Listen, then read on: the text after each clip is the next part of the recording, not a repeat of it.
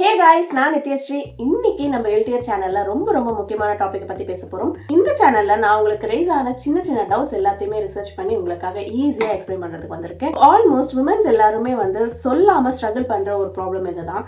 Teenage girls, college girls, ஆஃபீஸ்ல இருக்கிற லேடிஸ்க்கு யாருக்கு வேணாலுமே இந்த பிரச்சனை வரலாம், பிசிஓடி.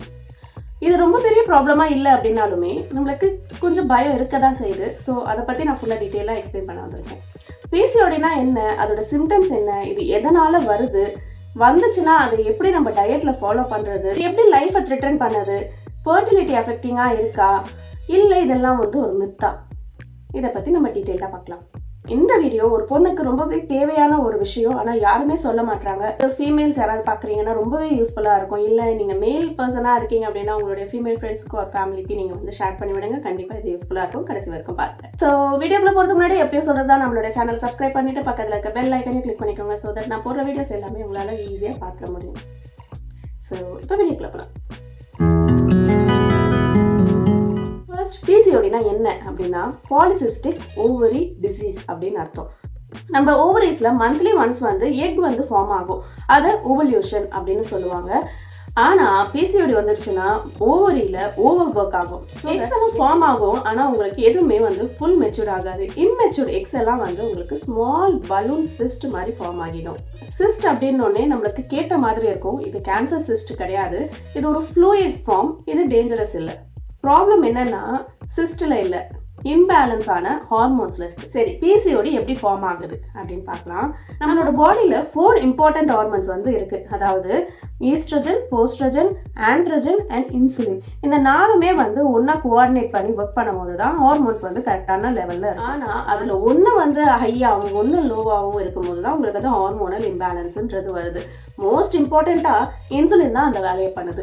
இன்சுலினோட ஜாப் என்னன்னு பாத்தீங்கன்னா பிளட்டுக்கு வர சுகரை செல்லுக்கு தள்ளி. ஆனா உங்க பாடியில இன்சுலின் கேட்காம போச்சுன்னா இந்த சுகர் ரோம் ஆகிட்டே இருக்கும். ஸோ அந்த டைம்ல பாடி பேனிக் ஆகும், ஆண்ட்ரோஜன் ரிலீஸ் பண்ணும். ஆண்ட்ரோஜன் ரிலீஸ் ஆச்சு அப்படின்னா கேர்ள்ஸுக்கு சின்ன ஏர் ஃபார்ம் ஆகும், பிம்பிள்ஸ் வரும், அப்புறம் ஏர் ஃபால்ஸ் நிறைய இருக்கும். ஸோ இது எல்லாமே இன்சுலினோட ரூட் தான். ஸோ பிசிஓடியோட ரூட் இன்சுலின் ப்ராப்ளம் தான் ஃபர்ஸ்ட்.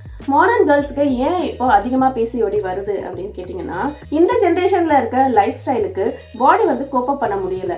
அதாவது பிரேக்ஃபாஸ்ட் ஸ்கிப் பண்றது, நைட் டைம்ல அதாவது 2 மணி வரைக்கும் உட்காந்து ஃபோன் பார்க்கறது, ஸ்ட்ரெஸ், ஜங்க் ஃபுட் சாப்பிட்றது, அப்புறம் டீல நிறைய மில்க் ஊற்றி குடிக்கிறது, பேக்கெட் ஃபுட்ஸ் எல்லாம் சாப்பிட்றது, நிறைய நேரம் உட்கார்ந்தே வேலை செய்யறது, வாக்கிங் கம்மியானது, சன்லைட், விட்டமின் டி உங்களுக்கு எக்ஸ்போஸ் ஆகாம இருக்கிறது.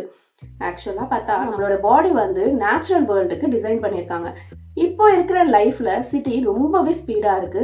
அதனால பிசிஓடி அதிகமா வருது. இப்போ பிசிஓடி வந்துருச்சு அப்படின்னா அதோட சிம்டம்ஸ் என்ன அப்படின்றது பார்க்கலாம். ஃபர்ஸ்ட் திங் இர்ரெகுலரான பீரியட்ஸ். அதாவது இந்த 28 டேஸ் சைக்கிள் உங்களுக்கு கரெக்டா இல்ல, 28 டேஸ்க்கு வர வேண்டியது 20 டேஸ்லயே வந்துருச்சு, இல்லைன்னா அதுக்கப்புறமா 10 டேஸ் கழிச்சு வருது, இல்லை 20 டேஸ் கழிச்சு வருது, இல்லை 2 months ஆகியும் வரல அப்படின்னா நோட் பண்ண வேண்டியது.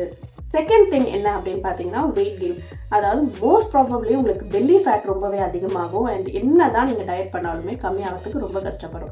தேர்ட் திங் சின்ல இருக்கிற ஆரும், ஃபேஸ்ல இருக்கிற ஆரும் ரொம்பவே க்ரோ ஆகும். இது எதனாலனா உங்களுக்கு மேல் ஹார்மோன் அதிகமாக ப்ரொடியூஸ் ஆகிறதுனால. ஃபோர்த் பாயிண்ட் என்ன அப்படின்னா உங்களுக்கு சிவியரான ஏர்ஃபால் இருக்கும். பிளாக்னஸ் வர அளவுக்கு உங்களுக்கு ஏர்ஃபால் உங்களுக்கு இருக்கும். அது எதனால அப்படின்னா ஆண்ட்ரோஜன் எஃபெக்ட். ஃபிஃப்த் பாயிண்ட் என்ன அப்படின்னு பார்த்தீங்கன்னா பிம்பிள்ஸ் வரும். மோஸ்ட்லி இந்த ஜா லைன்ல வரும். ரொம்ப பெயின்ஃபுல்லான ஏசின் மாதிரி இருக்கும். சிக்ஸ்த் பாயிண்ட் என்னன்னா மூட் ஸ்விங். எதுக்காக அழறீங்கன்னு தெரியாது, எதுக்காக சிரிக்கிறீங்கன்னு தெரியாது, ரொம்ப இரிட்டேட்டடா ஃபீல் ஆவீங்க. செவன்த் பாயிண்ட் என்னன்னு பார்த்தீங்கன்னா ஃபர்டிலிட்டி இஷ்யூ. எக் ரிலீஸ் இர்ரெகுலரா இருக்கும், பட் இது பெர்மனன்ட் இல்லை. எய்த் பாயிண்ட் என்னன்னு பார்த்தீங்கன்னா டார்க் நெக் பேச்சஸ். அதாவது இன்சுலின் ரொம்ப இம்பேலன்ஸா இருக்கு அப்படின்னா அது வரும். நைன்த் பாயிண்ட் உங்களுக்கு டயர்ட்னஸ். ரொம்ப டயர்டா ஃபீல் ஆகும். சின்னதா ஒரு ஒர்க் பண்ணாலுமே எனக்கு ரொம்ப டயர்டா இருக்குன்ற மாதிரி ஃபீல் ஆகும். அடுத்தது ஸ்லீப் டிஸ்டர்பன்ஸ். தூக்கம் சரியா இருக்காது. 11th சுகர் கிரேவிங்ஸ் அதிகமா இருக்கும். சடனா ஸ்வீட் சாப்பிடணும் அப்படின்னு தோணும். அடுத்து அப்டமன் ரொம்ப பிளாட்டிங்கா ஃபீல் ஆகும். அதாவது கேஸ் ஃபார்ம் ஆன மாதிரி ஒரு ஃபீலிங் இருக்கும். இந்த சிம்டம்ஸ்ல 3 or 4 இருந்தாலுமே நீங்க போய் செக் பண்ணிக்கிறது பெஸ்ட்.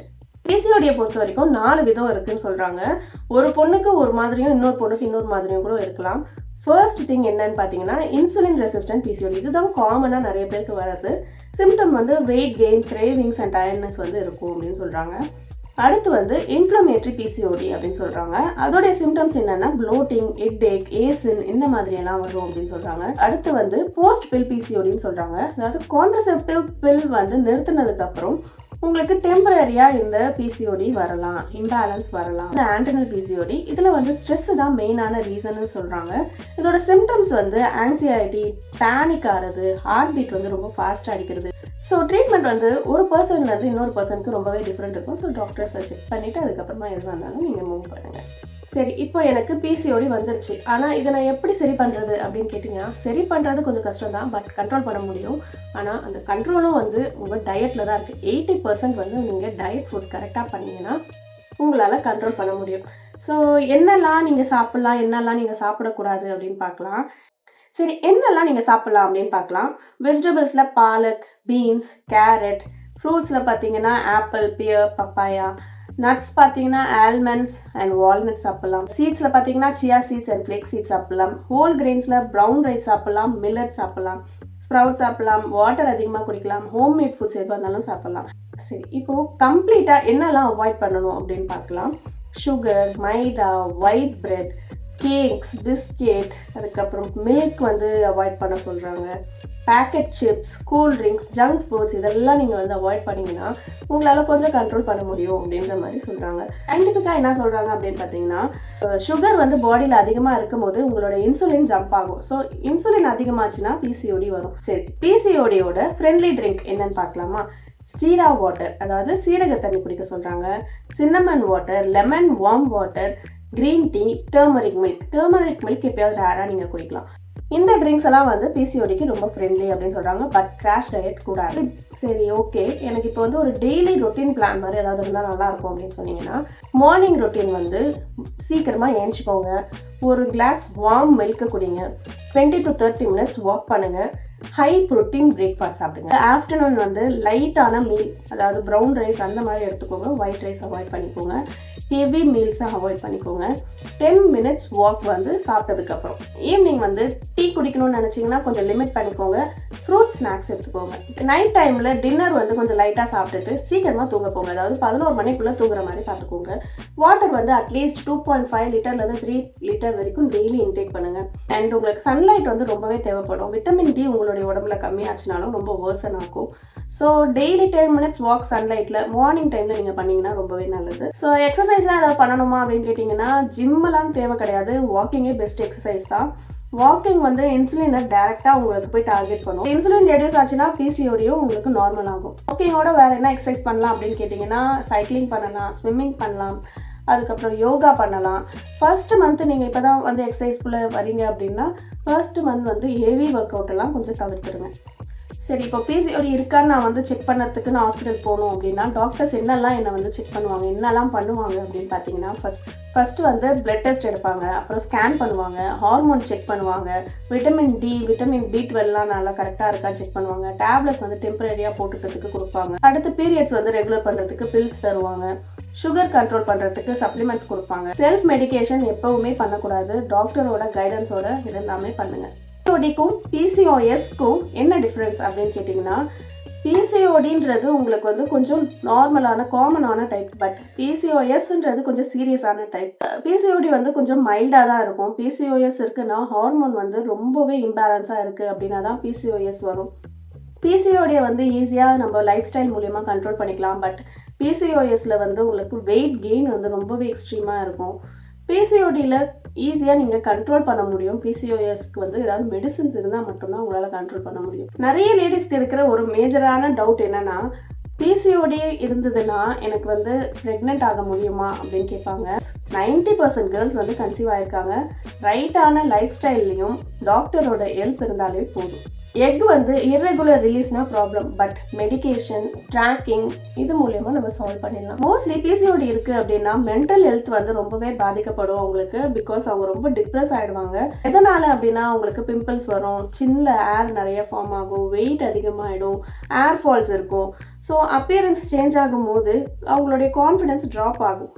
பட் இந்த சேஞ்சஸ் வந்து ரொம்பவே டெம்பரரி தான். நீங்களோட மெடிகேஷன்ஸ்னால நீங்களால மாத்திக்க முடியும். பிசிஓடி வந்துருச்சுன்னா ரொம்ப டேஞ்சரஸ் அப்படின்வாங்க. அது தப்பு, அப்படி இல்லவே இல்லை.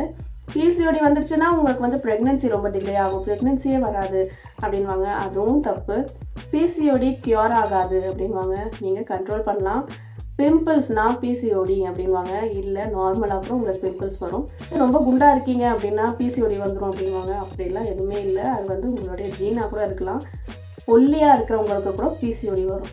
ஒரு ரியலான லைஃப் ஸ்டோரி பார்க்கலாம். ஒரு 18 இயர்ஸ் கேர்ள் வந்து 4 months பீரியட்ஸ் வரல அப்படின்னோடனே அவங்களுடைய ஃபேமிலியே ரொம்ப பேனிக் ஆகிட்டு டாக்டரை போய் செக் பண்ண போகலாம் அப்படின்னு சொல்லிட்டு போகிறாங்க. அப்போது ஒன்றும் ப்ராப்ளம் இல்லை, பிசிஓடி தான் அப்படின்ற மாதிரி சொல்கிறாங்க. பிசிஓடி வந்தோடனே அந்த பொண்ணு வந்து கரெக்டான ஒரு லைஃப் ஸ்டைலை திருப்பி மாற்றுறா. அப்படின்னோடனே 4 monthsல அவளுக்கு எல்லாமே ரெகுலராக மாறிடுச்சு. ஸோ இதுவே ப்ரூவ் ஆயிருக்கு.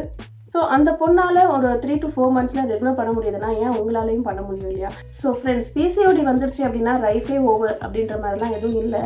கரெக்டான லைஃப் ஸ்டைல், கரெக்டான mind set, correct food intake, கரெக்டான ஸ்லீப்பு, இதெல்லாம் இருந்துச்சுனாலே ப்ராப்ளம் உங்களுக்கு சால்வ்டு. ஸோ இந்த வீடியோவை உங்களுடைய ஃப்ரெண்ட்ஸ் யாராவது பிசிஓடி இருக்குன்னு பயந்துட்டு இருக்காங்க, இல்லை உங்கள் ஃபேமிலி மெம்பர்ஸ் யாராவது அந்த மாதிரி இருக்காங்க அப்படின்னா ஜஸ்ட் ஷேர் பண்ணி விடுங்க. ஸோ தட் அவங்களுக்கும் கிளியர் ஆகும். அண்ட் இந்த மாதிரி டவுட் கிளியரிங் ரியல் லைஃப் வீடியோக்கு நம்மளுடைய சேனலை சப்ஸ்கிரைப் பண்ணிக்கோங்க. அண்ட் பக்கத்தில் இருக்க பெல் ஐக்கானும் கிளிக் பண்ணிக்கோங்க. அண்ட் இந்த வீடியோ உங்களுக்கு ரொம்ப பிடிச்சிருந்தது அண்ட் யூஸ்ஃபுல்லாக இருந்துச்சு அப்படின்னு நினச்சிங்கன்னா லைக் பண்ணுங்கள், ஷேர் பண்ணுங்கள். அண்ட் நெக்ஸ்ட் என்ன டாப்பிக்கில் பேசலாம் அப்படின்னு கமெண்ட் பண்ணுங்கள். நாளைக்கு நான் இன்னொரு டவுட் கிளியரிங் வீடியோ இல்லைன்னா மிஸ்டீரியஸ் வீடியோவோட நான் உங்களை வந்து மீட் பண்ணுறேன். அது வரைக்கும் டாடா, பாய்.